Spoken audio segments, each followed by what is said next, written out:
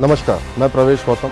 आप सब देख रहे हैं छुपा खेल विद प्रवेश। आज के छुपा खेल में हम सबूतों और तथ्यों के साथ रेलवे में हो रहे भ्रष्टाचार का खुलासा करेंगे। टेंडर में कैसे सेटिंग होती है इसके बारे में भी बताएंगे। इस वीडियो को आखिरी तक देखें, आपको तथ्यात्मक जानकारी और खबर दी जाएगी। जी हाँ, तथ्यात्मक।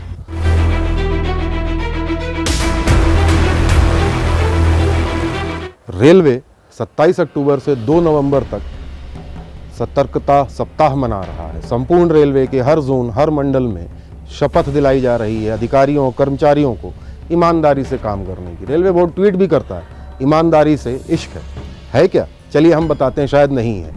ऐसे कुछ अपवाद भी, मैं सभी की बात नहीं कर रहा। छुपा खेल विद प्रवेश में आज मैं खुलासा करूंगा। साउथ ईस्ट सेंट्रल रेलवे, दक्षिण पूर्व मध्य रेलवे, बिलासपुर, छत्तीसगढ़ के बिलासपुर स्थित इस जोन में के अंतर्गत आने वाले बिलासपुर रेल मंडल में कैसे इलेक्ट्रिकल शाखा, विद्युत शाखा में एक टेंडर में सेटिंग की गई। L1, L2, L3, L4 यानी जो सबसे नीचे सबसे कम रेट जिन्होंने डाले उनको दरकिनार करके 6 लाख ज़्यादा, लगभग 6 लाख ज़्यादा जिसने दिए, उसको टेंडर दे दिया गया। कैसे दिया गया, इसका पूरा खुलासा बाकायदा तथ्यों के साथ। मामले में हमने senior D general, Bilaspur rail मंडल के senior divisional electrical engineer general Khatri ji से बात की। मैंने स्वयं फ़ोन लगाया। जब उनसे मैंने टेंडर में हुए छेड़छाड़, अनियमितता के बारे में जानकारी लेनी चाहिए या उनका पक्ष जानना चाहा तो उन्होंने फ़ोन काट दिया, यह कहते हुए कि मैं इस मामले में कोई बात नहीं करूँगा। कोई बात नहीं साहब। उसके बाद हमने बिलासपुर रेल मंडल के सर्वोच्च पदासीन अधिकारी DRM भोपाल, क्षमा चाहता हूँ, बिलासपुर रेल मंडल के DRM मंडल रेल प्रबंधक आलोक सहाय जी से भी बात करनी चाहिए, देख सकते हैं। उन्होंने भी इस टेंडर से संबंध में बात करने से साफ साफ मना कर दिया, यह कहते हुए कि हम बात नहीं करेंगे इस मामले में, अपना पक्ष भी नहीं देंगे। चलिए कोई बात नहीं। हाँ, एक चीज़ आपको और बता दूं कि यही DRM साहब हैं जो इस सतर्कता सप्ताह में बाकायदा अपने कर्मचारी अधिकारियों को शपथ दिलवा रहे हैं। आप देख सकते हैं, ट्वीट भी किया है उन्होंने, शपथ दिलवा रहे हैं ईमानदारी की। पर उनके अधीनस्थ ईमानदारी हुआ है कि नहीं, यह हम आपको बताते हैं। दरअसल इलेक्ट्रिकल शाखा द्वारा बिलासपुर रेल मंडल की 17 अगस्त को एक टेंडर जारी किया गया। आप देख सकते हैं, टेंडर का नंबर था OTP 202111। इस टेंडर में कई पार्टियों ने अपना पार्टिसिपेट किया, कई लोगों ने। एक छोटे से काम था 33 kV सब स्टेशन का और AC की ओवरहॉलिंग का। L1 जो पार्टी आई उसने कोट किया 44 लाख कुछ हज़ार, यानी 60,000 शायद, आप देख सकते हैं, शीट है पूरी। L2, L3, L4 भी किए, लेकिन L5 ने कोट किया 49,60,000, यानी कि L1 से करीब करीब 6 लाख रुपए ज़्यादा लगभग। काम किसको मिलना चाहिए? नैतिकता के आधार पे काम मिलना चाहिए L1 को, लेकिन नहीं मिला। काम किसको मिला? L5 को। सीधे 4 पार्टी को दरकिनार किया गया। मामले में द करंट स्टोरी के सूत्रों ने बताया, हमने जब पड़ताल की तो हमें पता चला कि सीनियर डी जनरल खत्री साहब बिलासपुर के यहाँ जिस पार्टी को काम दिया गया वह कोरबा की है। शायद उनके बीच में अच्छी मित्रता है या कुछ और प्रगाढ़ संबंध है, या शायद कुछ और संबंध भी हो सकते हैं। वह तो जांच का विषय है, बाद में पता चलेगा। पर मैं बताना चाहूँगा उन्होंने यह टेंडर L5 को कैसे दिया। किसी भी टेंडर को ग्रांट करने के लिए 2 मुख्य चीज़ होती हैं, टेक्निकल और फाइनेंशियल। टेक्निकल यानी तकनीकी अर्हता यदि सब है, अनुभव है, ठीक है।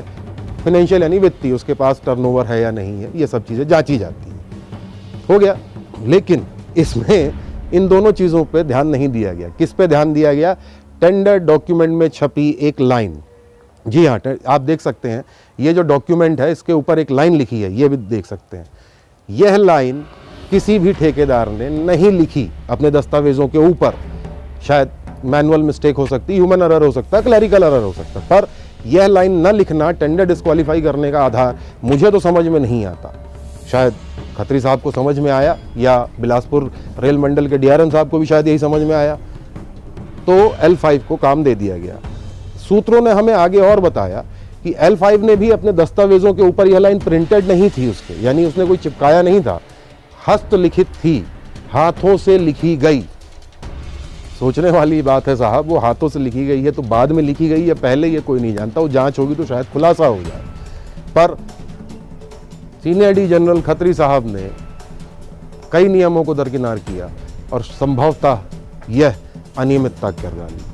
6 लाख रुपए अतिरिक्त भुगतान उसी काम के लिए, जो काम 44.5 लाख में हो सकता था 49.5 लाख रुपए में, वह काम करवाया जाएगा। लगभग 5.5-6 लाख रुपए ज़्यादा। यह पैसा आपकी और हमारी जेब का है, आम आदमी का पैसा है, रेलवे का अपना, उनका अधिकारी का अपना नहीं है। सवाल उठता है जहां रेलवे विजिलेंस वीक मना रहा है, शपथ दिलवाई जा रही है, वहाँ पे इसी दौरान संबंधित डीआरएम कहते हैं मुझे बात ही नहीं करनी इस सिलसिले में, जानना ही नहीं है।